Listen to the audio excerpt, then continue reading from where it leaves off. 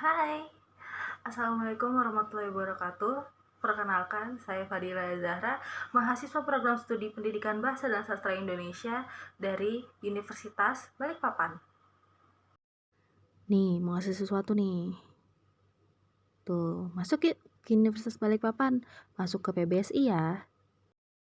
Mungkin biar lebih akrabnya panggil saya Zahra ya, atau calon Menteri Pendidikan 2034.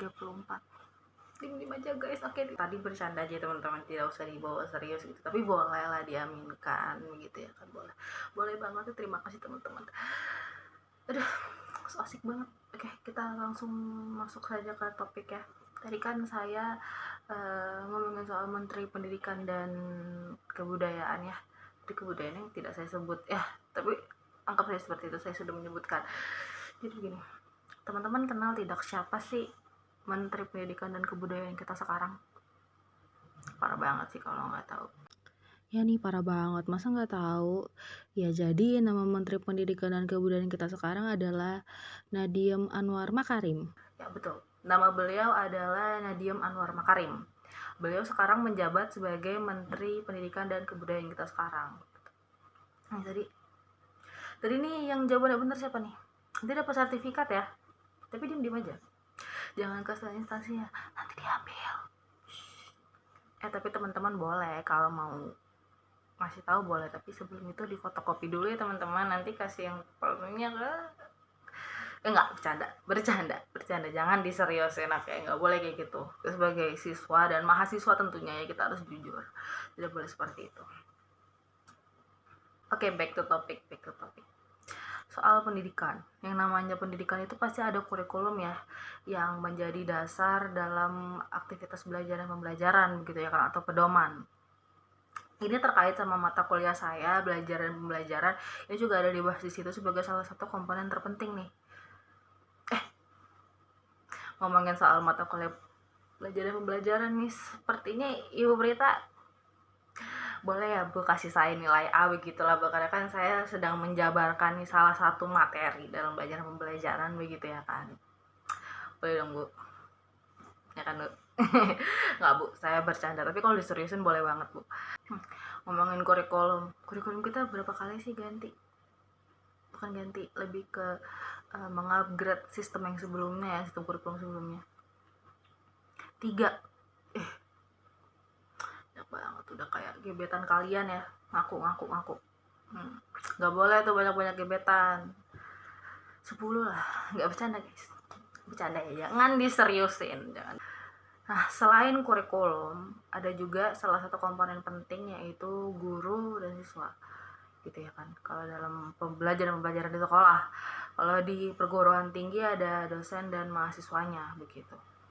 Ini saya serius nih, sekarang tuh kita di kurikulum merdeka ya. Kurikulum merdeka itu kan kita diberi kebebasan untuk mengolah tugas dan materi yang diberikan oleh tenaga pendidik kita gitu, oleh guru dan dosen begitu ya kan. Kuliah tugas banget ya.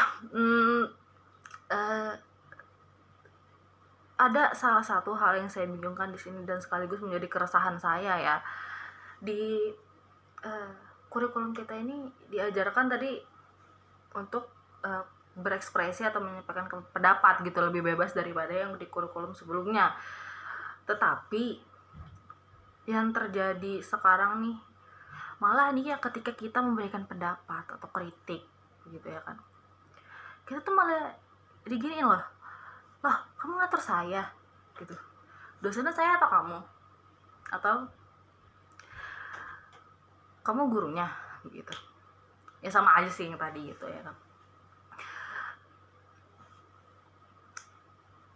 Ayolah, saya tuh bingung banget gitu loh, kita ini disuruh berekspresi dengan bebas begitu ya kan, kita disuruh memberikan pendapat, kita tidak boleh menjadi mahasiswa atau siswa yang apatis gitu ya kan, kita harus bisa mengeluarkan pendapat kita, tapi kita malah dikituin gitu, kayak apa maksudnya sih gitu ya kan. Padahal kan tujuan kurikulum merdeka tuh memberikan kesempatan kepada peserta didik untuk bebas berekspresi ya gitu loh, begitu kan. Nah, sepertinya ya kalau dipikir-pikir nih, posisinya harusnya dibalik nggak sih untuk yang hal yang satu ini? Guru dan dosen tuh harus belajar begitu loh kepada siswa dan mahasiswa zaman sekarang begitu ya kan, karena kan ini kurikulum baru, kurikulumnya generasi Z begitu ya kan. Guru dan dosen tuh harus bisa memberikan gitu loh, memberikan kita tuh wadah untuk memberikan pendapat gitu, bukannya malah dilarang seperti itu gitu loh. Kalau misalnya tidak setuju juga, duh Bu, Pak, boleh banget Bu, Pak, boleh banget, kami ditolak tuh kami tidak masalah begitu ya kan.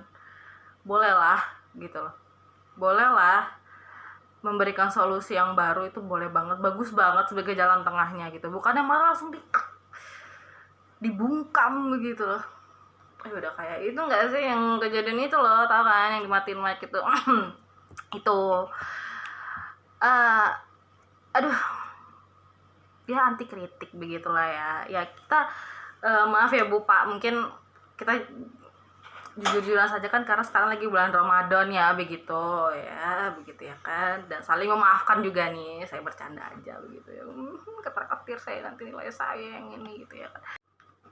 Kemudian nih, saya sebagai mahasiswa nih ya kan, kami ada tugas yang namanya presentasi nih.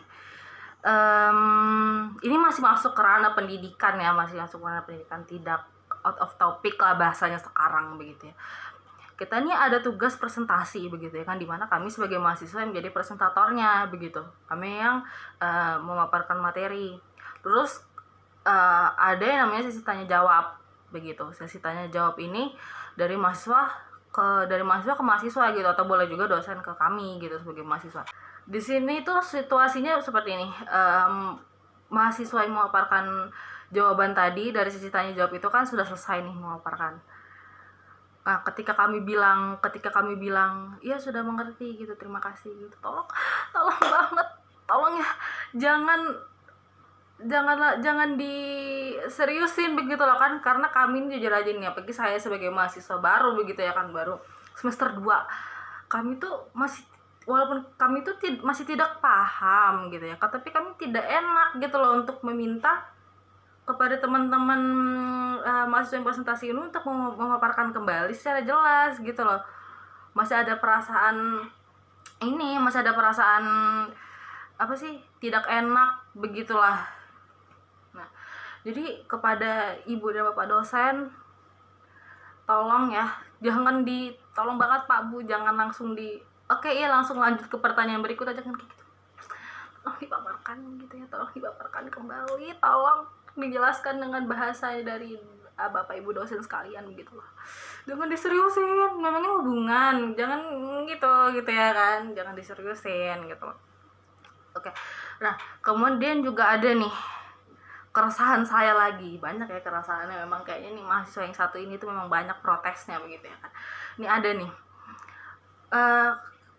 kami sebagai mahasiswa ini tidak boleh terlambat begitu ya kan. Tidak mahasiswa saja sih, siswa-siswi ini juga tidak boleh terlambat begitu loh. Tetapi ketika dosen gitu ya, dosen atau guru yang terlambat, kami harus memahami maksudnya itu gimana gitu loh. Ketika kami telat, kami yang dibilang malas, banyak alasan apa ini segala macam begitu ya kan. Padahal kan siapa tahu, kecepatan ngomongnya, maaf. Padahal kan siapa tahu nih ada bannya beneran bocor di jalan gitu ya, apa segala macem. Pokoknya alasan-alasan yang menurut bapak ibu tuh nggak make sense gitu loh, siapa tahu dibohongin apa segala macam. Memang sih banyak mahasiswa sebelumnya tuh yang banyak yang membohongi ibu dan bapak gitu, tapi bukan berarti kami juga harus seperti itu gitu loh. Kami disamaratakan gitu. Bagaimana kalau misalnya ibu dan bapak dosen kami samaratakan dengan dosen yang suka banyak alasan tidak masuk karena ada acara segala macam, padahal sebenarnya enggak dong ya kan, nggak mau begitu kan, nggak mau kok. Jadi tolong mengerti perasaan kami, jangan disamaratakan dengan mahasiswa yang seperti itu gitu loh, karena banyak dari kami yang jujur gitu. Saya termasuk yang jujur gitu ya seperti itu ya baik, mungkin cukup sampai sini aja, karena sepertinya nilai saya sebentar lagi dipertaruhkan begitu ya. Ya terakhir, apapun yang saya katakan tadi jangan dibawa ke hati, karena yang dibawa ke hati cuma hubungan kita begitu ya. Hentikan budaya anti kritik pada dunia pendidikan. Saya calon Menteri Pendidikan 2034, Fadila Zara. Assalamualaikum warahmatullahi wabarakatuh. Terima kasih.